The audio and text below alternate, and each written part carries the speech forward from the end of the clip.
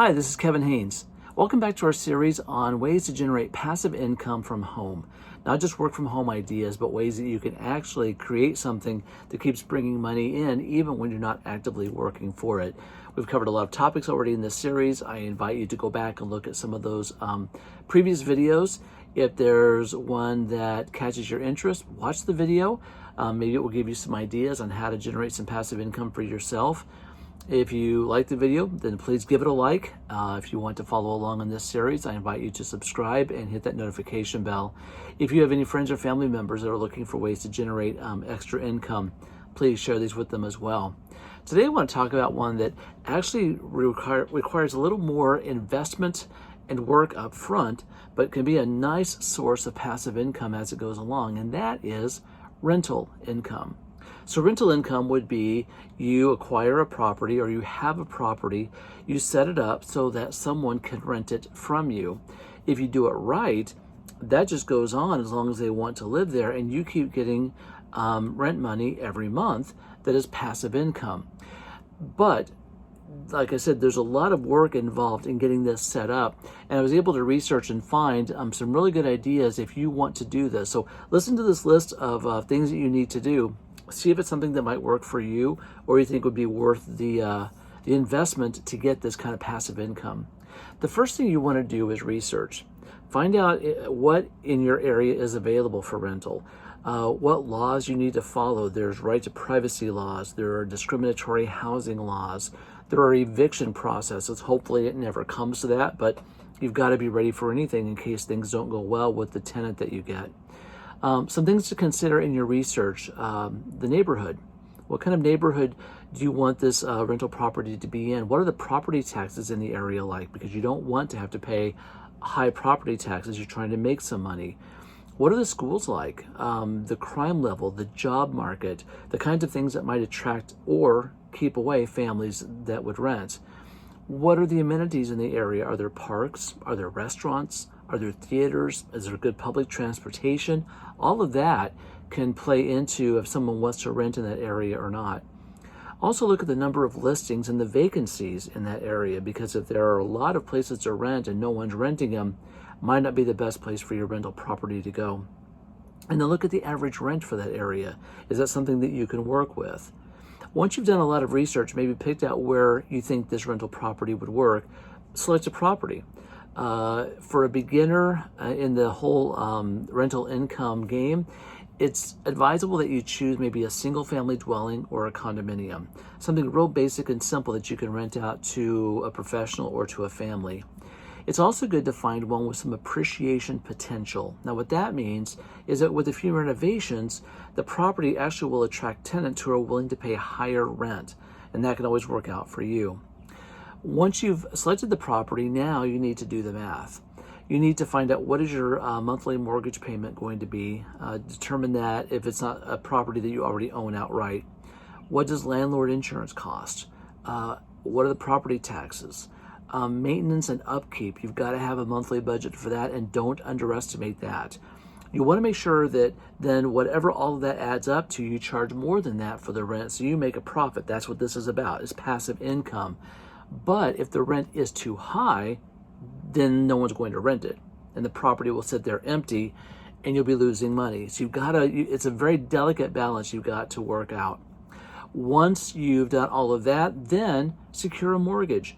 Now the problem with this is a lot of lenders are more hesitant to lend if you are investing in a property. If it's your own home, then there's a lot more security with that. But if it's an investment property, you may not be as careful with that or as worried about something going wrong with it.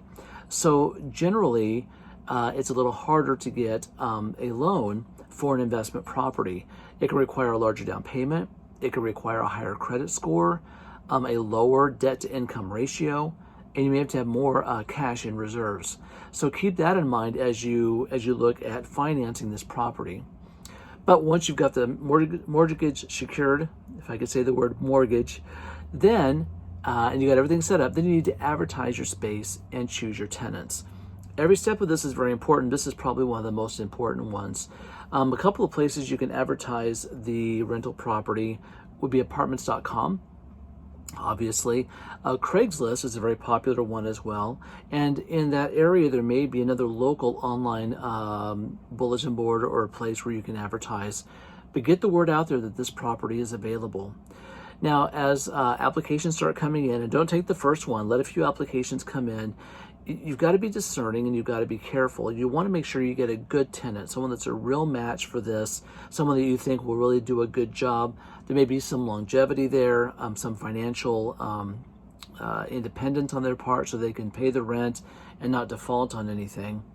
But there are a lot of laws regarding discrimination. So what you really need to do is find some very subjective standards for the renters you want.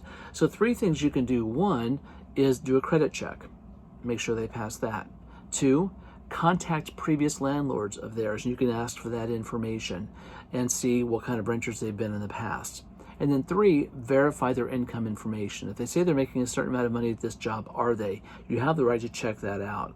That will then give you some peace of mind that this person really can afford to rent your property and they won't just kind of let everything go. Then, once you do that, you need to have them sign a lease. Now, there are a lot of lease templates on the internet. You can download them, you can find them. The problem is the lease is a legally binding document for you and for the tenant. So you want to make sure it's something that actually holds water.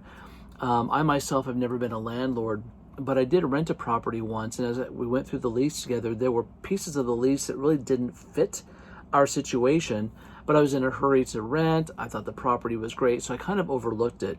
Unfortunately, later on, there were some legal issues with this landlord, and those paragraphs that weren't worded carefully became points of contention. So it really is important that you do whatever you have to do to make the lease fit for your situation, because it is a legally binding document. So you're done. You got your property, you've got your tenants, you got everything set up. The last thing on the list is be a great landlord. Just be there for them. You probably have rented property yourself in the past, and you probably know what a bad landlord is like. So don't be that. Be there for your tenants. Provide what they need, and hopefully the situation goes on for a very long time. It's actually better to have longevity with tenants than to have turnover, because between every one, you've got more expenses to take care of what was there, get things ready for the new one, advertise again. If you can find a tenant that's willing to stay for the long run, that can actually work out better for you. So if you got some value from this video, I welcome you to give it a like. Again, if you want to follow along on this journey, would you subscribe and hit that notification bell? I welcome your comments. Did I miss anything? Is there something that you would add? Have you had experience doing this? What do you think of this? I really enjoy hearing what you think about these. If you know someone that needs this information, please share the video or the series with them. And lastly, I've been involved in affiliate marketing. That's one of the sources of passive income I talked about early on. It's a great way to do it. And so if you're interested in seeing my journey on affiliate marketing and what I'm doing, there's a link down below that you can click and check that out as well. Thanks for watching the video. I hope you have a great day, and we will see you next time.